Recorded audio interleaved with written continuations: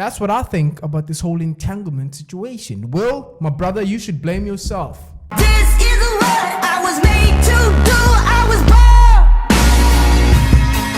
for this. I was born for this.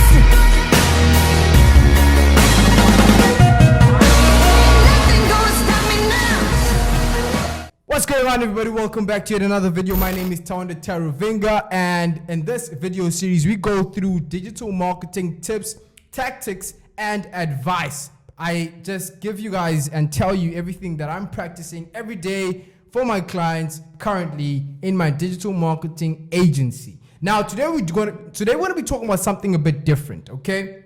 I'm going live on Instagram, and I think this is actually putting a bit of pressure on me because this is something that is very, very different. I usually speak about digital marketing, but today we're going to add a bit of a twist. We're going to speak about an entanglement, Jada and Will Smith's entanglement. It's trending right now, so I thought, you know what, let me just jump on the bandwagon and speak about it. Okay, so without any further ado, let's get this video untangled. All right, now, before I give you my thoughts about the entanglement situation, I'm going to give you a bit of context, okay? I'm going to just speak about a few principles that I believe in, and I'm going to speak about them so that you can understand why I think the way I think about the entanglement situation. Okay, so, right. So there's a principle that I believe in. I've been really just fascinated about it and obsessed about it over the past 3 to 6 months, and it's a principle of blaming yourself for everything that happens in your life, blaming yourself for every damn thing and every situation that you get yourself into in your life, and not expecting anything from anybody when you give to them. Okay, and it's a principle that works well in business. I applied mostly in business. In terms of my private life, maybe that's not the best way to go into it. But again, from a business perspective, when you blame yourself for everything that happens, it allows you to find solutions quicker. You don't stress over the problem, and it just, you become happier and not emotionally invested by blaming yourself. Instead of blaming everybody for bad things that happen in business, for mistakes and this and that, it allows you to take the blame and find solutions much faster. Okay, and then you move past that problem or whatever the case might be. By blaming yourself, you just you know, it's accountability and responsibility, and it's good because it allows you, like I said again for the third time, to find solutions much faster, and you as a person, you become much happier by blaming yourself for everything that happens in your business. And also, you don't dwell on what happened. You get what I'm saying? You don't keep on thinking about it and dwelling and debating it over it in your head and just getting worried about it. You know what I'm saying?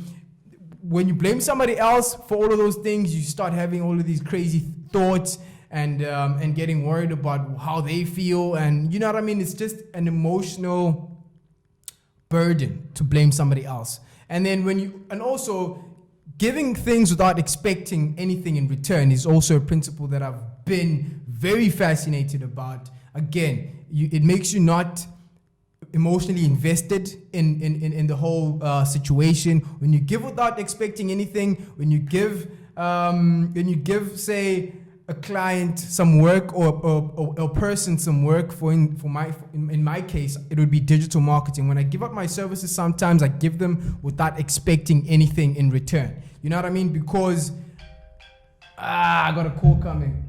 Shut up. Okay, anyway, so you know what I mean? That's what I'm talking about. When you give without expecting anything in return, you don't really stress and worry about what are they going to say, what's going to happen. You just focus on giving out your best and don't worry about what's going to come back in return, because you know, it's just good. It's just good. I'm not sure if I'm explaining it properly, but I'm sure you kind of understand the gist of it. If not, drop a comment and tell me what you think about my explaining first, and if you understand the principle. I kind of think that sometimes I don't explain things properly, right? So now, this whole entanglement thing, Now, currently, I've got a couple of entanglements of my own. Okay, I don't have a girlfriend at the moment, and I actually kind of like it that way. I prefer not having a girlfriend because I work so hard. I work 16-hour days and I sleep 8 hours. Now that's 24 hours of my day gone. I don't have time for girls asking me to come and see them and spend time with them. Not them, but then a girlfriend. You know what I mean? A girlfriend just requires a lot of time, a lot of investments in emotionally, mentally, physically, fucking financially even, you know what I mean? So I'm good without having a girlfriend at the moment. I'm just focused on making my business grow. Now, with that being said, my perspective on this whole entanglement thing and what I'm going to say right now comes from that paradigm of being single and not worried about, you know, having a girlfriend. I'm not married. Now, Will's married. He's been married for a couple of years with this woman, and they've got kids. You know what I mean? Like they've been living with each other for a long time. They know each other like crazy. They love each other. You know what I mean? So now what I'm about to say is from a very, very different paradigm, and yeah, it's just what I think. Okay, so if I was Will right now, okay, like I said, perspectives are different. So if I'm thinking right now in a different way, and he's in a different frame of mind of his own, right? So, cool.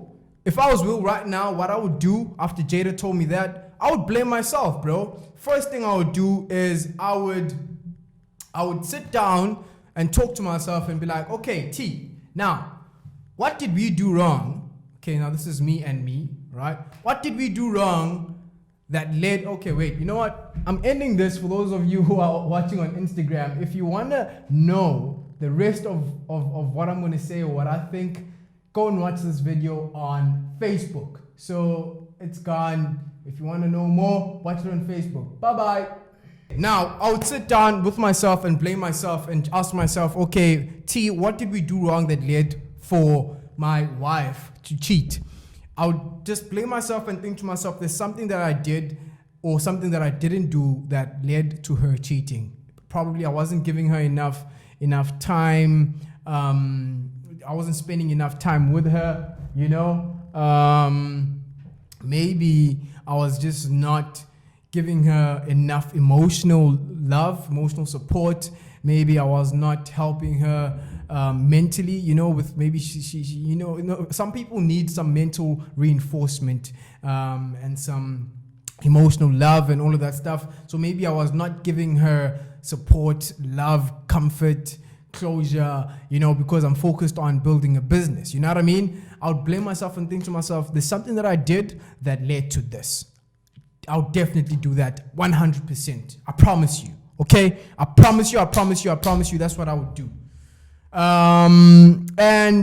Or I think to myself, okay, maybe I chose the wrong woman. Maybe the woman that I chose is a woman who has lived in a broken family, in an abusive family where she grew up in a family where her mom and her father were fighting all the time. They were probably unmarried, but they stayed together. They would cheat on each other. They would beat each other up. They were abusive. They were just bad people. You know what I mean? Maybe she grew up in that environment and she lived there for half of her life, and she had a paradigm set in her mind, in her life from that experience.